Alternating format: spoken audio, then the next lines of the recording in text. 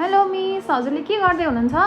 यो डकुमेन्टहरू बनाउन लागेको उहाँहरूलाई घरैसी काममा पठाउनको लागि। उहाँहरूलाई चाहिँ अहिले हामीले घरैसी कामहरूमा पठाउँदैछौँ। हजुरलाई के को लागि पठाउँदैछौँ म्याम? घरैसी कामहरूको लागि। कुन ठाउँमा जाँदै हुनुहुन्छ हजुर? भैरवा। ओके। यहाँबाट हजुरलाई जागिरको लागि एप्लाई गर्नुभन्दा अगाडि कुनै पनि सर्भिस चार्जहरू अथवा केही पैसाहरू केही लिएको छौँ? लेखेको छैनौँ। यहाँबाट पठाउनुभन्दा अगाडि के मात्र माग्नु भएको छ मिसहरूले? नागरिकता माग्नु भएको छ। नागरिकताको पनि फोटोकपी मात्र चाहिन्छ होइन? ल हुन्छ, भर्दै गर्नुहोस्। मिस, हजुर कुन कामको लागि जाँदै हुनुहुन्छ? घरैसी काम। घरैसी कुन ठाउँमा जाँदै हुनुहुन्छ? Palpa bus park. ओके।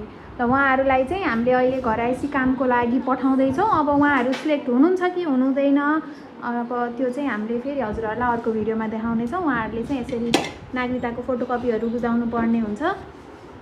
यदि हजुरहरूलाई नि जब चाहिएको छ भने चाहिँ हाम्रो jagirkhoज.com मा आउनु होला।